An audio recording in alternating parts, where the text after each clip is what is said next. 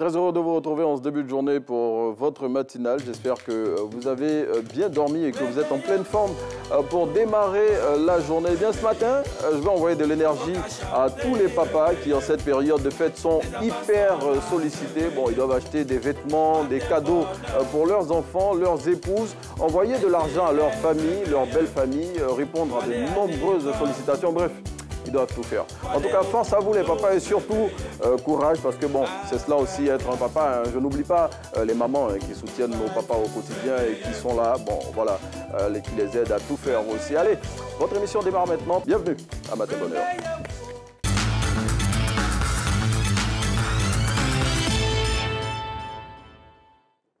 Allez, pour notre voyage à l'intérieur du pays, on reste toujours dans la région du Gontougo, c'est à l'est de la Côte d'Ivoire, et on reste également dans le département de Bondoukou. On vous emmène à la découverte de Sinbilimi. C'est un village du département de Bondoukou, Sinbilimi, qui est peuplé d'un peu plus de 1000 habitants. Un petit village qui est situé à près de 20 km de la ville de Bondoukou et qui renferme des richesses inestimables. Eh bien, il faut savoir par exemple que d'importants gisements de manganèse ont été découverts dans ce village il y a quelques années. Il faut savoir également qu'après le fer, l'aluminium et le cuivre, le manganèse est le 4e métal le plus utilisé au monde. Et ce métal-là, on le retrouve dans les batteries de véhicules électriques, mais aussi dans la fabrication de céramique, de piles de circuits électroniques et même dans l'agroalimentaire. Et ce métal, on le trouve en grande quantité dans le village de Sinbilimi. Et cette particularité fait de Sinbilimi l'un des villages les plus visités du département de Bondoukou. Et avec Sinbilimi, eh bien, on veut passer le bonjour ce matin au village de Bagelebe, Benden, Gaïmi, Nagabaré, Sapli, Pougouvagné, Kwasindawa et Ndengbi.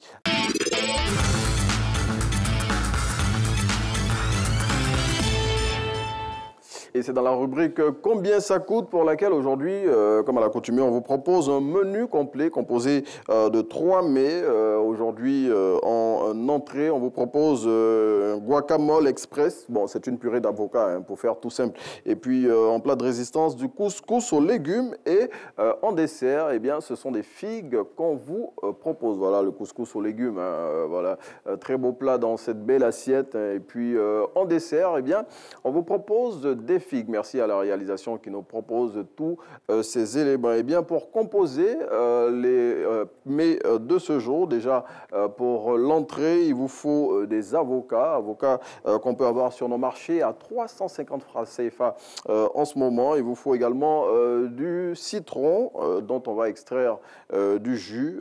Les citrons en ce moment, voilà les avocats qu'on voit ici à l'image. Et puis le citron avec lequel on va faire du jus de citron qu'on peut avoir en ce moment à 300 francs CFA le kilo. Il vous faut également de la tomate pour cette entrée guacamole express, hein, tomate qu'on peut avoir à 600 francs CFA le kilo. Il vous faut des oignons blancs à 600 francs CFA le kilo. Et puis il vous faut du piment dans cette purée d'avocat qu'on appelle guacamole express. En plat de résistance, le couscous aux légumes, eh bien, il vous faut comme ingrédient du couscous qu'on peut avoir à 2700 francs CFA le kilo. Il vous faut également de la viande de bœuf pour cette recette, de la viande de bœuf sans eau à 2800 francs CFA le kilo, avec des os plutôt. Voilà, 2800 francs CFA le kilo, bon, on voit les os là. Et puis, il vous faut des aubergines à 300 francs CFA le kilo, de la carotte également dans cette recette de couscous aux légumes, carottes qu'on peut avoir à 900 francs CFA le kilo. Il vous faut également des courgettes. Le prix du kilo, c'est 300 francs CFA.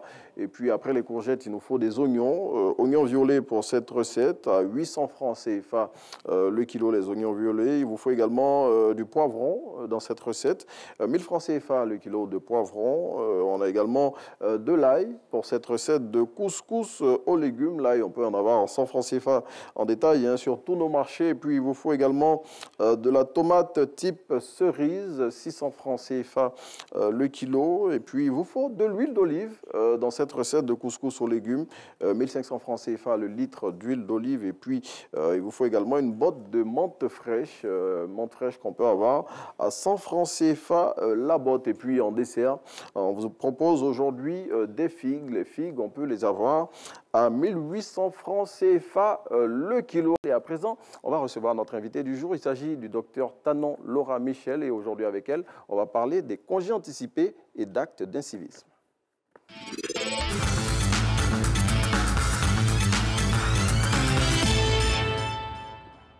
Docteur Tanon Laura Michel qui est en train de s'installer. Bon, je vais me tenir debout pour que la dame s'installe. Bonjour, docteur. Comment ça va? Bien, merci. Bien, je l'ai déjà annoncé avec vous aujourd'hui. On parle de congés anticipés, un phénomène qui, voilà, depuis quelques années, a cours dans nos écoles à l'approche de certains congés. Bon, là, on est dans la période de décembre. Bientôt, on doit libérer les élèves pour les congés de fête de fin d'année. Et il y a quelques velléités hein, dans certaines localités de la Côte d'Ivoire. Voilà, docteur, déjà, les congés anticipés, c'est quoi l'origine de ce phénomène-là? Les congés anticipés sont les traces des soubresauts qui ont eu lieu dans la société ivoirienne depuis les années 90. Oui, oui. Avec l'avènement du multipartisme, on a vu les jeunes, notamment les élèves et les étudiants, descendre dans les rues. Et après ça, on a eu la période du bourreau d'enjaillement. Oui. Donc c'était un nouveau rôle subversif. Voilà, c'est la jeunesse qui a endossé un rôle subversif pour se faire voir.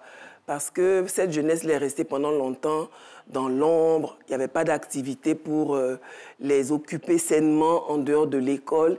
Et l'école commençait à devenir aussi un cadre où la violence s'exerçait. Et ce sont les relents de toute cette période-là de l'histoire de la Côte d'Ivoire qui perdure aujourd'hui à travers les manifestations de délogement qu'ils appellent les congés, la demande de congés anticipés.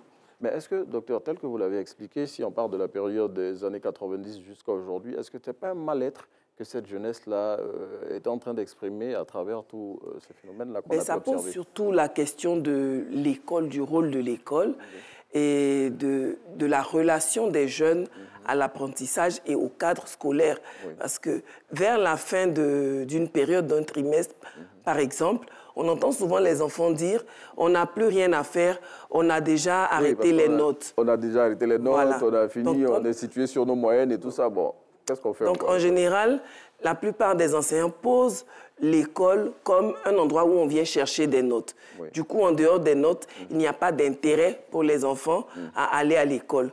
Rendre l'école intéressante en dehors de l'apprentissage scolaire pourrait être une façon d'intéresser les enfants à vouloir rester dans le cadre physique de l'école. Mais on a arrêté les notes, on ne fait plus rien, les enseignants ne viennent pas, on s'ennuie, donc on ne peut pas rester dans un environnement qui devient carcéral pour ces jeunes-là qui, rappelons-le, sont des adolescents, qui ont un tempérament fougueux, qui ont besoin de bouger et qui aussi agissent beaucoup par mimétisme. Donc même les enfants les plus timides, on les retrouve souvent en train de faire du raffut, faire du raffut pour imiter leurs camarades. Mais vous avez employé un terme fort, hein. Vous avez parlé d'un endroit carcéral pour ces jeunes-là parce qu'ils n'ont plus rien à faire. Vous avez parlé aussi de rendre l'école intéressante, en dehors de la période où on est à la recherche des notes à travers les évaluations et tout cela. Mais quand on a fini ça, comment on peut rendre l'école intéressante justement pour éviter déjà le rapport aux jeunes. J'entends souvent des enfants dire « les professeurs ils nous rabaissent, ils disent des mots difficiles, ils insultent, ils briment, ils n'écoutent pas ».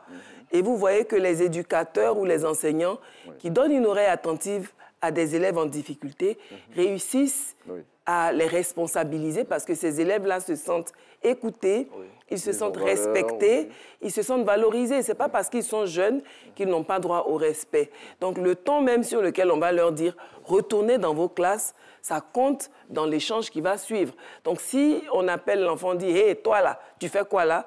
Alors qu'on lui demande, par exemple, « Alain, qu'est-ce que tu fais là ?»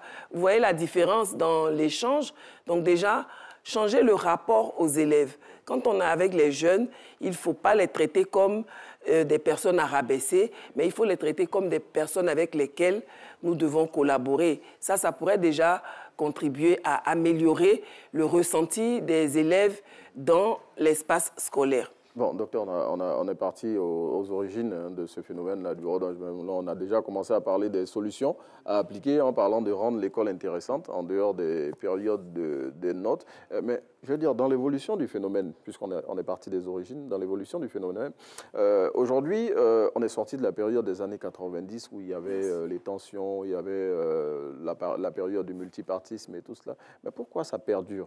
Ça perdure puisque, parce que... je veux dire, ce n'est plus le même environnement.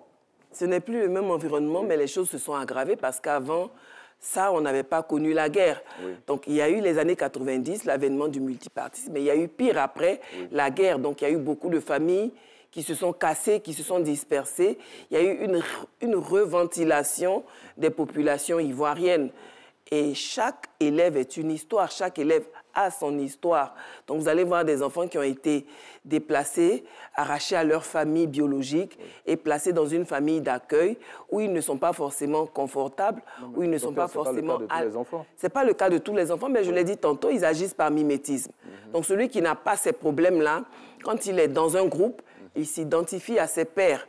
Donc, pour faire comme mes pères, pour me faire accepter ou pour me faire reconnaître comme l'un des leurs, je fais comme eux. Mais chaque enfant a son histoire. Donc, mis bout à bout, souvent, les uns ne connaissent pas les histoires ni les difficultés des autres, mais ensemble, ça donne un magma d'agitation qu'il faut bien déverser quelque part. Et quand il n'y a pas de bien-être à l'école, ben, on n'a pas envie d'y rester. Vous voyez que les enfants sortent des écoles et ils tournent autour de l'école parce qu'en dehors de l'école, ils n'ont rien non plus à faire. Donc, ils vont tourner, traîner autour de l'école. Voilà, c'est l'école qui les réunit. Mais quand ils sortent, ils franchissent le portail du lycée ou du collège, ben, on les voit traîner, rôder autour de l'école parce qu'en fait, ils n'ont pas d'occupation avec lesquelles passer leur temps. Donc, c'est la question, c'est que faisons-nous, que proposons-nous à nos jeunes pour les occuper sainement et surtout pour les motiver. La question des congés anticipés présente aussi le problème de la discipline. Comment on se discipline, comment on perçoit la discipline et comment les responsables appliquent la discipline. Selon vous, cette discipline n'est pas bien appliquée ou bien elle n'est pas bien perçue? Elle n'est pas bien perçue parce que les élèves prennent la discipline comme un bras de fer où on veut les enfermer, on veut les empêcher de s'exprimer.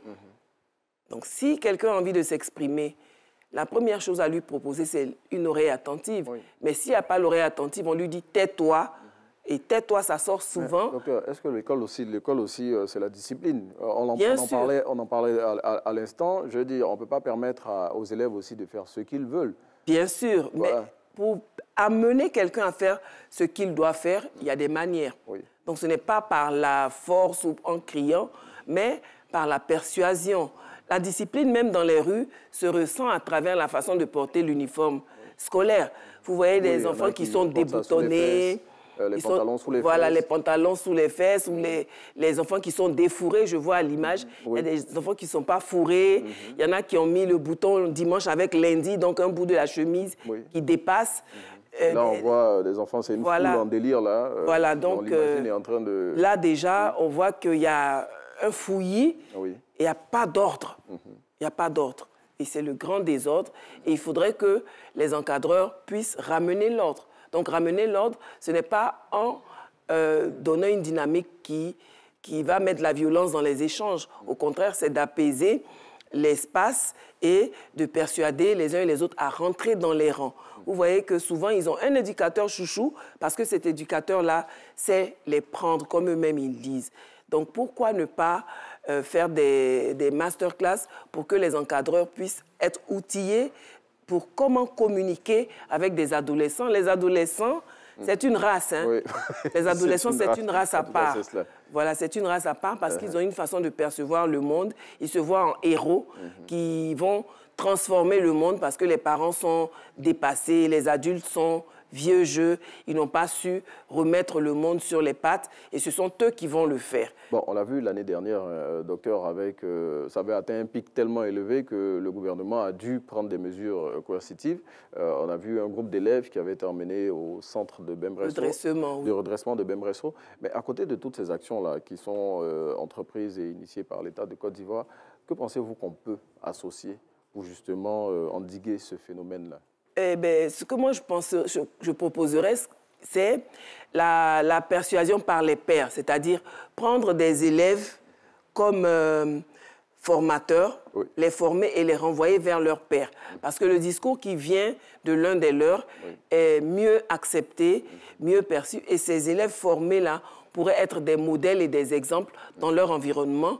Et ce qui est bien, c'est que ces élèves-là connaissent les rouages, connaissent les projets des autres élèves, oui, mais comme ils sont solidaires, ils se comprennent. Oui. Et vous allez voir, même lorsqu'il y a des fumoirs autour des écoles, même les élèves qui n'en consomment pas, même les élèves qui n'en consomment pas peuvent vous dire où ils sont, oui, mais ils ne le font pas par solidarité. Donc déjà, prendre un échantillon d'élèves dans chaque école, oui, les former, les sensibiliser et les renvoyer en mission vers leur père. Vers leur père. On a parlé d'actes d'incivisme aussi. Docteur Tanolora, oui, à côté de tous ces cas-là de congés anticipés dont on parle, il y a aussi les actes d'incivisme. Bien sûr. L'acte d'incivisme, c'est la façon de marquer son action. Ils se disent, qu'est-ce que je peux faire pour marquer le coup, pour me faire remarquer? Oui. Alors, ils vont casser les chaises, les tables, bancs, voilà, ils aiment bien se faire remarquer. Donc, ils vont poser des actes, selon eux, des actes forts. Oui. Et ces actes forts-là passent par la destruction, oui, du matériel, des biens d'autrui. Parfois, même, ça va jusqu'aux étals ou aux boutiques, aux magasins, aux maisons qui avoisinent l'école. Donc, c'est dans la foulée, la vague de violence que tout cela se fait, mais ce n'est pas quelque chose qui est calculé vraiment. Mais l'action, c'est quoi? C'est d'aller au plus haut de ce qu'on peut faire en termes de subversion, en termes de se dérober à l'autorité et aux règles, en fait. Mais, docteur, ce que vous avez dit, de prendre des élèves, des échantillons d'élèves, les associer aux actions qu'on veut initier et après les ramener vers leur père pour qu'ils puissent leur expliquer, ça a été fait. L'année dernière, avec ceux qui étaient au centre de redressement de Bembresso, quand ils ont fini là-bas, on les a vus à la télévision, ils ont lancé des messages et tout cela. Mais malgré cela, cette année, on a encore vu des velléités de congés anticipés. Tout à fait, mais on ne peut pas obtenir un résultat pérenne avec ce qui s'est passé. Il n'y a pas assez d'application, oui, dans le temps. Donc, il faudrait déjà maintenir l'action de sensibilisation par les pairs dans le temps et l'élargir à un plus grand nombre. C'est un échantillon. Oui. Ceux qui ont été à Bembresso, leur effectif sur l'effectif des élèves nationaux, c'est insignifiant. Oui. Donc déjà, ce qu'il faudrait, c'est en faire des ambassadeurs. Peut-être ceux qui ont été dans les camps de redressement pourraient être nommés ambassadeurs. Ils feraient le tour des écoles. Feraient le tour des écoles en tant que conférencier, par exemple. Ils auraient quel temps après pour se consacrer à leurs études? Ben justement, c'est le ministère qui fait les choses. Donc, si j'ai envoyé un élève en mission, je vais rattraper, je vais mettre un mécanisme pour rattraper les heures de cours, oui, qu'il a passées en mission. Donc ça, c'est tout à fait possible puisque c'est le ministère qui va piloter cette action, qui va dire, ces élèves-là, ils sont identifiés et ils ont des témoignages à partager. Mais après ça, il faut qu'on leur donne un couloir pour, oui, qu'ils puissent avoir leur formation, oui, pour ne pas perdre. Ça, c'est tout à fait possible. Donc l'idée, ce serait d'avoir un suivi-évaluation, oui, qui puisse pérenniser l'action forte qui a été marquée par le gouvernement. Ben là, je veux dire, on est dans le feu de l'action. En ce moment, avec toutes les velléités qu'on a, vous, quelle serait votre solution? Ben, écoutez, la solution déjà, c'est que les éducateurs, les responsables d'école puissent sensibiliser chacun à son niveau leurs effectifs. Les sensibiliser, ça a déjà cours déjà. Donc sensibiliser les élèves, les parents aussi, parler à leurs enfants et les jeunes entre vous. Ce n'est pas tous les jeunes qui sont pour, oui, les congés anticipés, heureusement. Donc les jeunes qui ne sont pas dans la mouvance des congés anticipés, ils pourraient aussi sensibiliser leurs amis sur le fait de ne pas s'adonner à ce type d'action parce que ça ne les valorise pas. Oui. Et ça ne les fait pas... Ils comprennent ça. En fait, comme vous l'avez dit tout à l'heure, ils veulent se faire remarquer. Ils veulent se faire remarquer. Donc, du coup, tout ce qu'ils peuvent faire, même que ce soit positif ou négatif, l'essentiel pour eux, c'est qu'on en parle, quoi. Oui, mais les sensibiliser à se faire remarquer, c'est bien. Se faire remarquer en bien, c'est mieux. Oui.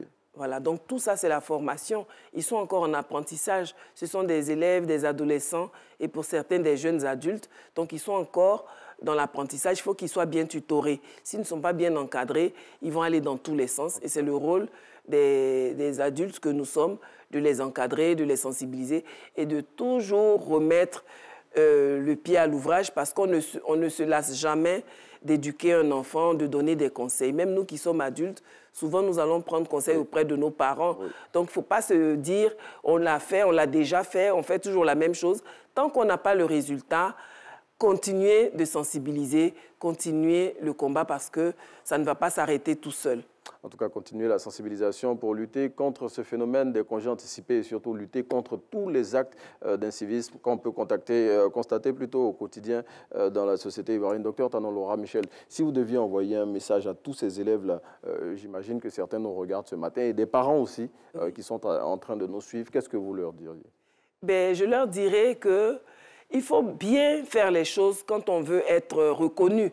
Donc, on ne peut pas vouloir être reconnu dans le mal. Donc, si vous voulez être cité en exemple, il faudrait que vous soyez de bons exemples. Et un bon exemple, c'est celui qui ne mélange pas tout le travail qu'il a fait, tout le travail que les autres ont fait pendant l'année scolaire. Donc, soyez des modèles.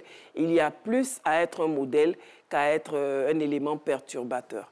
En parlant de modèle, docteur Tanon Laura Michel, si vous deviez suggérer un modèle ce matin pour toutes les personnes qui nous suivent, ce serait qui? Un modèle de quoi? Un modèle de civisme, de courage, de détermination, voilà, modèle de discipline et tout cela, ce serait qui? Ce serait M. Arnaud Kobia. Non, je n'ai pas capté là. Renaud ou Arnaud? Renaud, pardon. Lequel? Ben, le seul que je connais qui est en face de moi. Bon, docteur Tanon Laura Michel, elle m'a bien eu. Elle m'a bien eu. Allez, on va se tenir debout. Docteur Tanon Laura Michel, c'est avec vous qu'on va conclure cette émission. Mais avant, je veux rappeler déjà pour notre gagnant du challenge matinal de la semaine dernière, il s'agit de Madame Téné Mariam. Voilà, si vous nous suivez, Diabaté Téné Mariam. Attendez que je retrouve le nom exact de notre gagnant. Konaté Téné Mariam. Si vous nous suivez, eh bien, on vous attend ici le vendredi, ce vendredi-là, pour participer à Matin Bonheur et repartir avec un lot, parce que c'est vous qui avez remporté le dernier challenge matinal. Pour cette semaine, eh bien, pour le challenge matinal, il faut nous donner le nom de l'invité que nous avons reçu dans Instant Vérité du lundi 5 décembre dernier. Et voilà, si vous nous apportez la bonne réponse, vous aussi, vous serez avec nous pour un numéro de destination plutôt de Matin Bonheur. Docteur, vous regardez la caméra numéro 2 et vous nous livrez la citation de ce jour. À chaque fois que tu tombes, ramasse quelque chose. Bon, comme pour nous dire qu'il faut toujours voir le côté positif des choses. Bon, pour parler comme quelqu'un, il faut voir le verre plutôt à moitié plein qu'à moitié vide. Allez, c'est ici qu'on s'arrête pour ce numéro de Matin Bonheur. On se retrouve demain dès 6h25 pour un autre numéro de votre émission. Allez, bonne journée.